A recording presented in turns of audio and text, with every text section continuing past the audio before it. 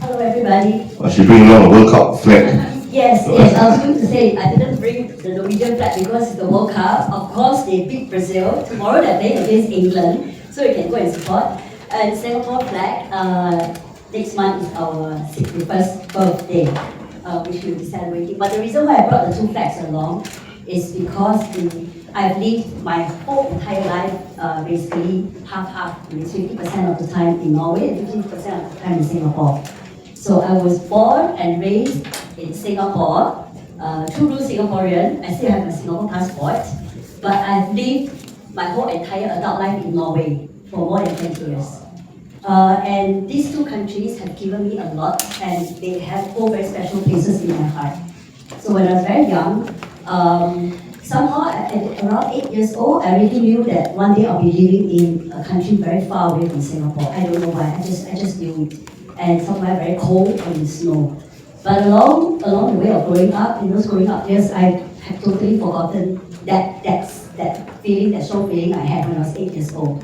And fast forward to many years later, that thought really came true because I went out of Singapore. I moved away from Singapore all by myself at a young age to explore the world, to find out what life has for me out there beyond the shores of Singapore. And I ended up in Sweden for 1 year in Uppsala, where I lived. And later on, I moved on to Norway, where I spent the rest of my time in Scandinavia. So, one of my favorite topics in life, which I'm very passionate about, is the idea of your dreams, your passion.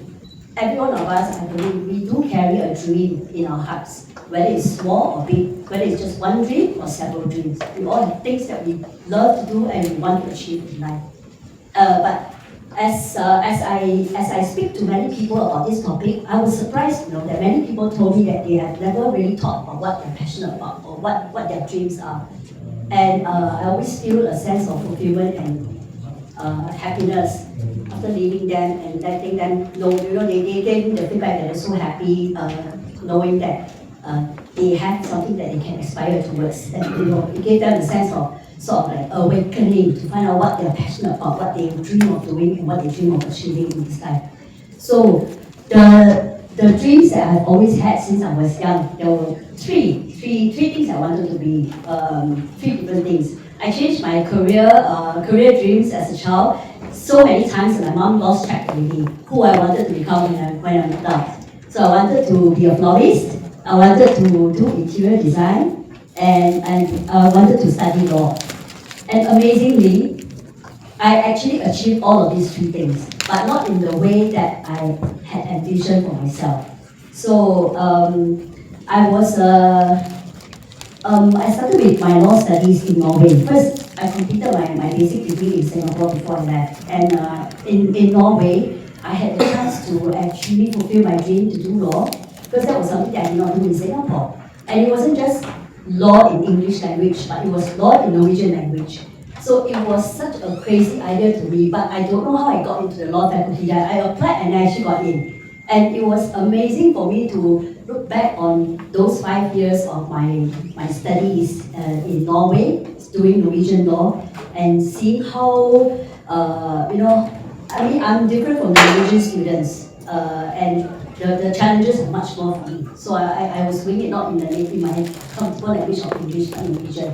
And even worse, I became a single parent about 3/4 of the way while finishing the degree, my master's degree. It's not bachelor. In Norway, it's a direct 5 years master's program to get your qualification as a legally trained person.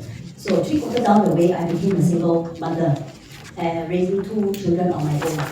It was very tough, and I did not even have any financial support in terms of child maintenance from my ex-spouse. So I remember at the time I flew back to Singapore, and I studied from here. That means I studied in Singapore, I flew back to Norway for my exams, and then back and forth like this. So I felt like I was a traveling nomad, packing my luggage more often than I drink water sometimes. So, and the worst point was when I met I got so down in my life, juggling all these things, full-time studies, full-time studies, part-time work. I was tutoring in being an English tutor in Singapore, earning just a few $100s per month to supplement my support my two children who are actually here today to support me. I started very young as a parent, so I'm not that old, but they are already adults. My eldest son is 24, my younger son is 21. So this was, I had only, at the lowest point of my life, I had only $7 left in my bank account. That's all I had to survive and to put food on the table for the three of us. And the struggles were immense. But then, and it was much easier to give up then.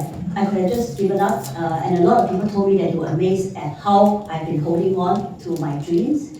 And I felt that if I were to give up, it's the easy way and easy road out. But if I were to hold on and to continue down that path towards chasing the pursuit of my dreams, I would have a lot more victory stories to tell later on, not just to myself, but also to my children and to the people around me.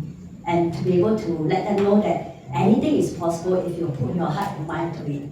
So I did achieve that qualification after many years of struggles. And amazingly, I did not fail a single module. But I did take a longer time than the other Norwegian students did who have no children, no package and whatever. So I'm very happy to have made a little piece of history as being the first and only Singaporean to have achieved that degree. But it's not about that achievement. It's the values, it's the way it has sustained me as a person in the way that I can pursue what I believe to be worth pursuing, and I would rather give everything I've got than just throwing the towel too easily and giving it up. And also in my career life, I met a lot of setbacks when I moved back to Singapore, from Norway to Singapore. The corporate working culture was a big shock to me.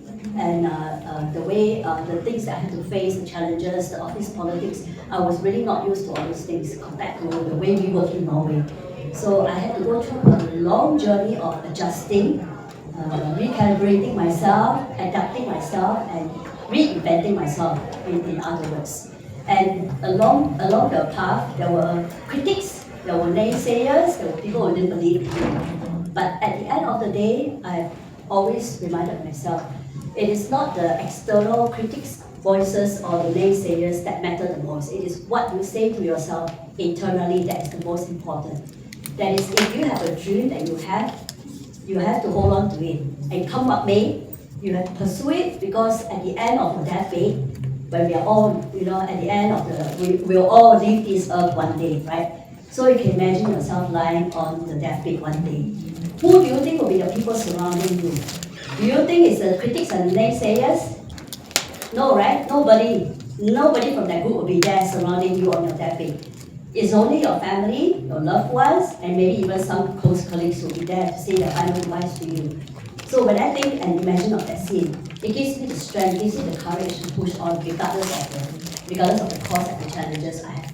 So I would like to encourage all of you that if you have a dream that you are always thinking of doing, just even something simple, maybe going for a long trip, you're thinking, it's too expensive, or it takes too long, I can't be bothered. Just do it, or any dream that you have, big or small. Just go and step up and do it, and even if you meet any challenges, you are still able to tell yourself after the whole thing is over that at least I tried. And I gave it my best shot. So before I end, I'd like to share with everyone how I receive life as an analogy. I think we're all fellow travelers on this journey called life. So along the way, you meet many different travelers, right? Tourists, just like you. So we're not here permanently. So I hope that we can all be kind to one another, practice kindness, practice acceptance, openness towards one another, and help one another along this journey called life. So we might have our different paths to take to reach the final destination at the end of our time on earth.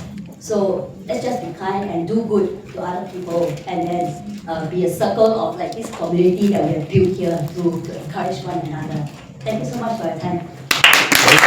Thank you.